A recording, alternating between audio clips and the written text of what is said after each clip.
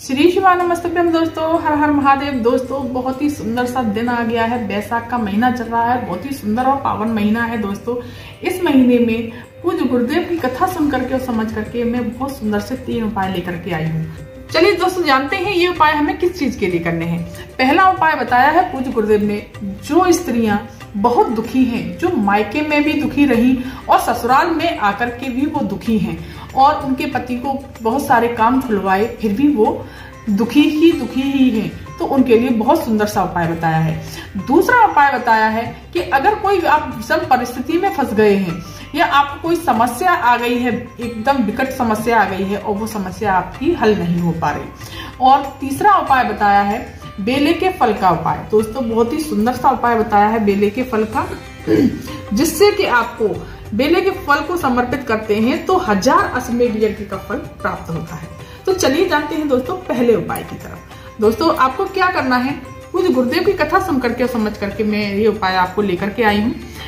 आपको बैसाख के महीने में ही ये उपाय करना है। बैसाख के महीने की प्रदोष बहुत ही सुंदर प्रदोष है दोस्तों। बैसाख के महीने में प्रदोष जो पड़ती है, चाहे शुक्रवारी सब प्रदोष हो, शनिवारी हो, सोमवारी हो, रविवारी हो, गुरुवारी हो, कोई भी प्रदोष हो बैसाख के महीने की, उस प्रदोष में आपको ये उपाय करना है। और प्रदोष काल के समय पर आपको ये उपाय करना है। जो स्त्रियां, जो बेटियां दुखी हैं, जो मायके में भी दुखी रही और ससुराल में आकर के भी दुखी हैं, उनको धन संपदा की कमी है, पति को बहुत सारे कार्य खुलवाए, बिजनेस करवाए या नौकरी छोड़ छोड़ के बार बार घर पे बैठ जाता है या नौकरी छूट जाती है, कोई भी कार्य उनका हो ही नहीं रहा है, बहुत कष्ट जा रहा है, या धन संपदा की कोई भी कमी है, कैसा भी दुख हो, या पुरुष भी ये उपाय दोस्तों आप पुरुष भी ये उपाय कर सकते हैं। तो आपको क्या करना है, शाम के समय पर, प्रदोष काल के समय पर जाना है और आपको धतूरा लेना है। इस तरह से आपको एक धतूरा लेना है दोस्तों, और 7 कांटे ले लेने हैं। इस तरह से आपको बेलपत्री के 7 कांटे ले लेने हैं।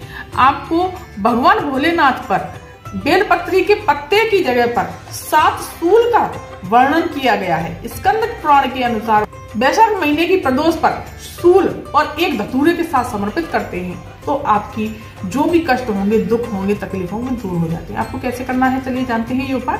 आपको एक तांबे का कलश लेना है, इसमें जल भरना है आपको अपनी रसोई से। और दोस्तों पूज्य गुरुदेव ने कहा है कि मिट्टी के पात्र का जल अगर आप ले जाते हैं तो बहुत ही अच्छा माना गया है। भोलेनाथ आपकी मनोकामना को शीघ्र से शीघ्र पूरा करते हैं, क्योंकि बैसाख के महीने में भोलेनाथ के गले में जो कंठ में जो तपन होती है, जो विष की तपन है, वो शांत करता है। तो इस महीने में भोलेनाथ को बहुत ज्यादा तपन होती है, इसलिए आपको मिट्टी के बर्तन का ही जल लेकर के जाना है। मिट्टी के बर्तन से आपको तांबे के कलश में ले लेना है, मीठा डालने जो, और आप जो भी पूजा की सामग्री ले जाना चाहते हैं वो ले जाइए।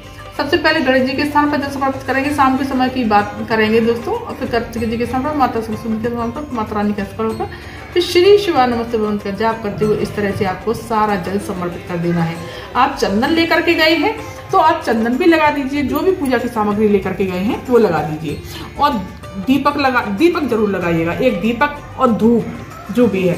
इस तरह से आपको अपने हाथ में रख लेना है, उत्तर दिशा की तरफ मुड़ करके आपको बैठ जाना है और भोलेनाथ से प्रार्थना करते हुए कि बाबा मैं बहुत दुखी हूँ, बहुत कष्ट में हूँ, जो मैंने मायके में भी दुख बिताए हैं, मायके में भी बहुत कष्ट झेले हैं, ससुराल में आकर के तो और ज्यादा दुख झेलने पड़ रहे हैं, मेरे पति का कोई भी काम चलता नहीं है, बहुत ज्यादा कष्ट जा रहा है, जो भी आपकी समस्या हो, दुख हो, वो कह देना है। और भोलेनाथ पर इस तरह से आपको धतूरा और 7 सूल इस तरह से आपको समर्पित कर देने हैं। ये दोस्तों शिवलिंग थोड़ा छोटा है, इस तरह से आपको समर्पित कर देने हैं और बाबा से प्रार्थना करनी है, वहीं थोड़ी देर बैठना है, श्री शिवाय नमस्ते मंत्र का जाप करना है। बाबा से प्रार्थना करने के पश्चात आपको सीधे अपने प्रणाम करते हुए इस तरह से आपको सीधे घर चले आना है। तो ये उपाय आपको प्रदोष के दिन करना है बैसाख महीने में। तो इस तरह से आपको ये उपाय करना है, बहुत ही सुंदर और बहुत ही अचूक उपाय है। पूज्य गुरुदेव ने कहा है कि भोलेनाथ को हम सूल समर्पित कर देते हैं तो वो आपकी जिंदगी से सारे कांटों को, सारे सूलों को खत्म कर देते हैं। आपकी जिंदगी बिल्कुल अच्छी चलने लगती है, सारे रुके हुए काम बनने लगते हैं, जो भी कष्ट होंगे वो सब दूर हो जाते हैं।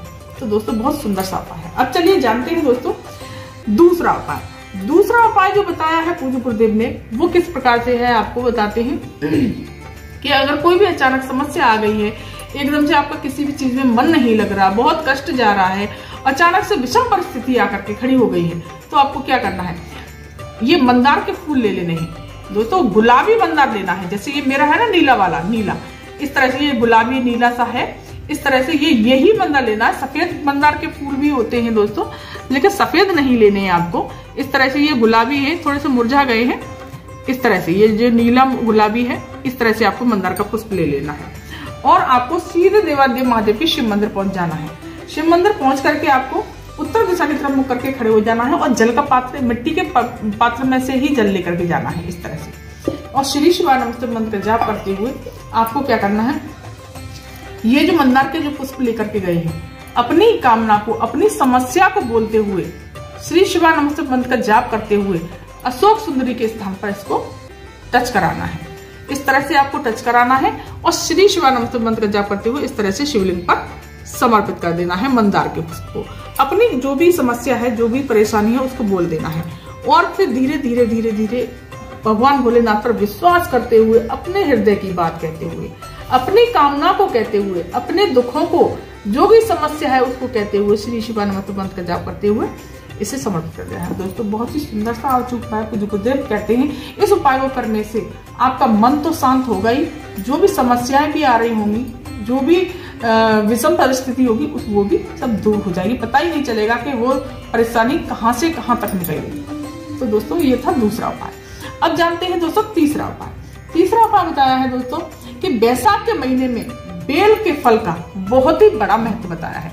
भोलेनाथ माता पार्वती जी से कहते हैं कि जो कोई भी पार्वती अगर बैसाख के महीने में मुझ पर बेल का फल समर्पित करता है, बेल का फल समर्पित करता है, तो उसे 1000 अश्वमेध यज्ञ का फल प्राप्त होता है। तो दोस्तों आपको क्या करना है, बैसाख के महीने में बेल का फल भोलेनाथ को जरूर समर्पित करना चाहिए। पूज्य गुरुदेव का कहना है कि अगर कंकर शंकर हो या नर्मदा से निकले हुए शिवलिंग हो, कोई भी शिवलिंग हो, उस पर अगर हम बेल का फल समर्पित करते हैं और एक मिट्टी के पात्र के जल का तांबे के कलश में करके समर्पित करते हैं, तो उसे 1000 अश्वमेध यज्ञ का फल प्राप्त होता है। और तो और उसकी कामना जो भी होती है वो पूरी होती है। तो आपको सबसे पहले शिव मंदिर पहुंचना है, उत्तर दिशा की तरफ मुख करके खड़े होना है। लेकिन दोस्तों ये थोड़ा चक्का हुआ है, आपको बिल्कुल साबुत बेल का फल समर्पित करना है शिवलिंग पर। श्री शिवाय नमस्ते मंत्र जाप करते हुए इस तरह से आपको समर्पित कर देना है, ऊपर ही समर्पित करना है। और श्री शिवाय नमस्ते मंत्र का जाप करते हुए जल समर्पित करना है। जो भी अब अगर पूजा की सामग्री लेकर के गए हैं, चावल, धूप, दीप, चंदन, वो समर्पित कर दीजिए। बेल का फल समर्पित कर देना है और आप इस बेल के फल को अपने घर भी उठा करके ला सकते हैं। और अगर नॉर्मली आपको खाना है तो आप इस बेल के फल को आप पा सकते हैं, खा सकते हैं। पूज्य गुरुदेव का क्लियर कहना है कि इस बेल के फल को हम खा सकते हैं। और अगर आपको कोई उदर से जुड़ी हुई समस्या है, जैसे पथरी का रोग है या उदर आपका पेट आपका खराब रहता है, अपाचन क्रिया आपकी सही नहीं रहती, तो आपको बैसाख का महीना निकलने के पश्चात, बैसाख के महीने में नहीं खाना, अगर नॉर्मली अगर खाना है आपको तो आप इसको फोड़ करके खा सकते हैं। लेकिन अगर पथरी के लिए या उदर के लिए अगर आपको कोई उपाय करना है तो इसको बैसाख का महीना जब निकल जाए उसके बाद में आपको इसको फोड़ना है। फोड़ करके आपको इसको सुखा लेना है। इस प्रकार से ये सूख जाएगा। देखो देखो सूखा हुआ है ये बेलफल, इस तरह से सूख जाएगा। सूखने के पश्चात आपको इसको पीस लेना है, चूर्ण बना लीजिए, मिक्सी में पीस लीजिए दोस्तों, या किसी भी चीज में आपको इसको पीस लेना है। और जिन व्यक्ति का पेट गैस बनती है या कोई भी उधर से जुड़ा हुआ रोग है, उसको पीस करके आपको इस बेले के पूरे फल को 7 दिन तक लगातार इसको देना है। देखिए दोस्तों, बहुत पूज्य गुरुदेव का कहना है कि बहुत ही अचूक और सुंदर उपाय है। कभी भी आपकी जिंदगी में पेट से जुड़ी हुई समस्या नहीं होगी और अगर परेशानी है तो वो भी खत्म हो जाएगी, पथरी भी आपकी खत्म हो जाएगी। बहुत ही सुंदर सा और अचूक उपाय है दोस्तों। तो ये थी जानकारी आज की।